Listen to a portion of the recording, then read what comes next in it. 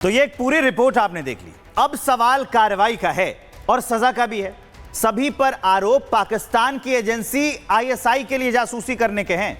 ऐसे में सजा के कानूनी प्रावधान क्या है, यह मैं आपको बता देता हूं।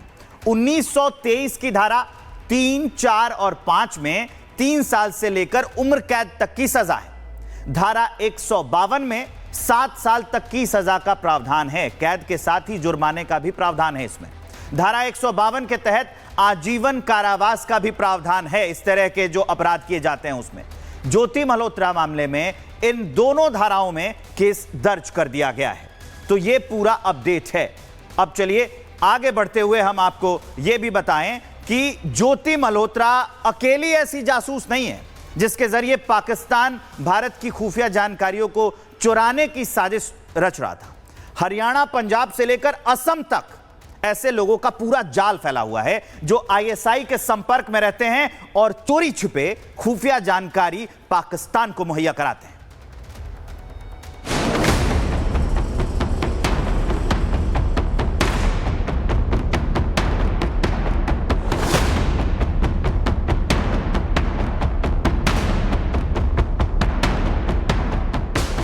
भारत में रहकर, देश का नमक खाकर, देश से गद्दारी करने वालों में सिर्फ एक नाम ज्योति का शामिल नहीं है।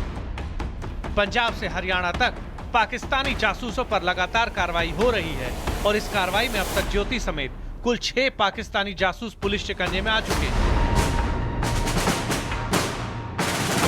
पंजाब पुलिस ने मलेरकोटला से गजाला और उसके साथी यामीन मोहम्मद को गिरफ्तार किया। गजाला का दाम दानिश से पैसे लेकर जासूसों तक पहुंचाना था। वहीं यामीन भी जासूसी के इस धंधे में दानिश के संपर्क में था। हरियाणा के कैथल से देवेंद्र सिंह भी पुलिस गिरफ्त में आया है। देवेंद्र 2024 में सिख जत्थे के साथ पाकिस्तान गया था, जहां वो आईएसआई के संपर्क में आया। हरियाणा के नूंह से एक और पाकिस्तान प्रेमी को गिरफ्तार किया गया है। देश के इस गद्दार का नाम अरमान है, जो 6 महीने पहले दानिश के संपर्क में आया था। उसे पैसे और सिम कार्ड भी दिए गए थे। ऑपरेशन सिंदूर हुआ और जो पहलगाम का एक जो हमारा इतना बड़ा इंसिडेंट हुआ, उसके बाद जो स्थिति बनी उसमें इस तरीके के लोग एक्सपोज हुए हैं। ऐसा नहीं है कि पहले नहीं होंगे, ये तो काम कर ही रहे थे पहले से, पर अब ये लोग पकड़े गए हैं क्योंकि चारों तरफ चौकसी भी बढ़ी है और उस बढ़ी हुई चौकसी का ये नतीजा है। युद्ध का माहौल बना, इसमें इन लोगों की भी गतिविधियां कुछ बढ़ी तो उसमें ये पकड़े गए। तो इन सब पे भी सख्त से सख्त कार्रवाई की जाएगी।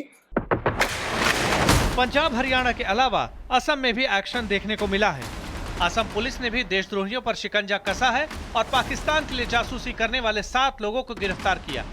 गिरफ्त में आए देश के गद्दार पाकिस्तान में बैठे अपने अकाउं को भारतीय नंबरों से ओटीपी भेजकर उन्हें भारतीय नंबरों से व्हाट्सएप इस्तेमाल करने में मदद कर रहे थे। पुलिस इनसे पूछताछ कर रही है और ये पता लगाने की कोशिश कर रही है कि ये किस तरह की खुफिया जानकारी पाकिस्तान तक पहुंचा चुके हैं। इसके साथ ही सरकार और एजेंसियां अब सोशल मीडिया प्लेटफॉर्म्स पर सक्रिय संदिग्ध लोगों की निगरानी और तेज कर चुकी हैं। Bureau report, Republic Bharat.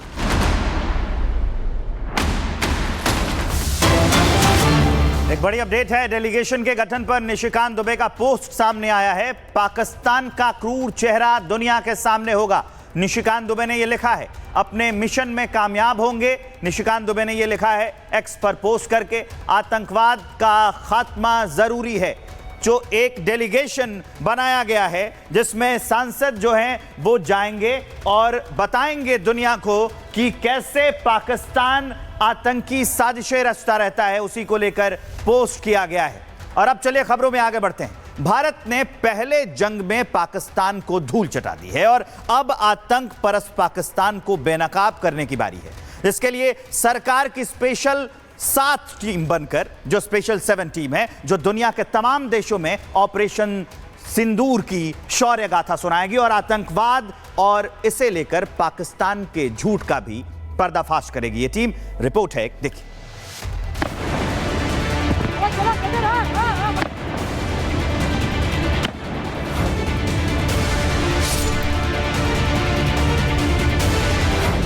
Special 7 तैयार, हर दल भागीदार।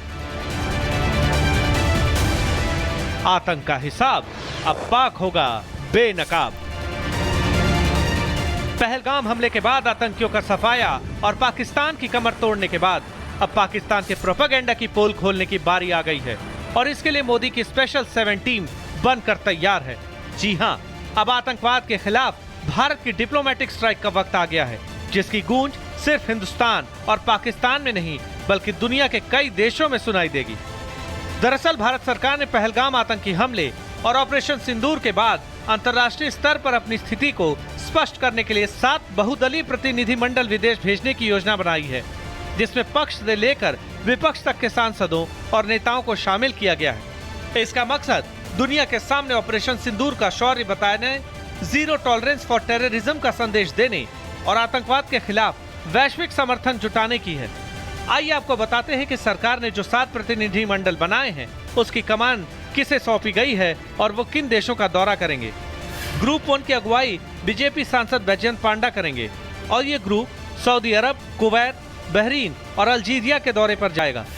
ग्रुप 2 का नेतृत्व बीजेपी सांसद रविशंकर प्रसाद करने वाले हैं, जो अपने ग्रुप को लेकर यूके, फ्रांस, जर्मनी, यूरोपीय संघ, इटली और डेनमार्क जाएंगे।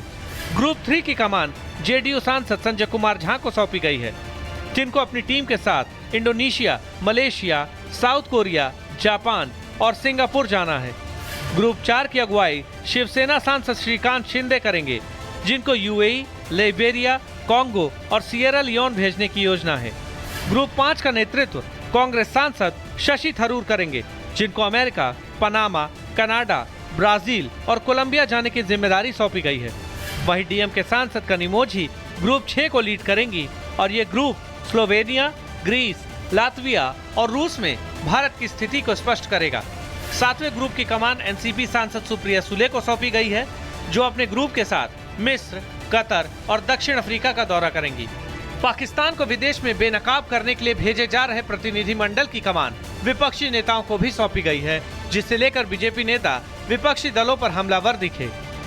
पाकिस्तान में कोई भी सत्ता पक्ष का नेता और विपक्ष का नेता सेना की ऊपर प्रश्न नहीं उठा रहा है। भारत में अनेक नेता प्रश्न उठा रहे हैं। पाकिस्तान के किसी नेता का ऐसा कोई वक्तव्य नहीं है जिसे हम अपने डोजियर में पाकिस्तान के विरुद्ध यूज कर सकें, मगर भारत के बड़े प्रमुख नेता का स्टेटमेंट पाकिस्तान हमारे विरुद्ध डोजियर में यूज होता है। कांग्रेस के अंदर एक बड़ी उधरबुन है कि वहाँ पर मेरिट को दबाया जाता है, वहाँ पे योग्यता को नीचे लगाया जाता है और चमचागिरी को और दूसरी चीज़ों को बढ़ाया जाता है। कांग्रेस साफ करे कि वो थरूर जी से इतनी नफरत क्यों करती है। देश के सामने कांग्रेस अपनी स्थिति को स्पष्ट करे।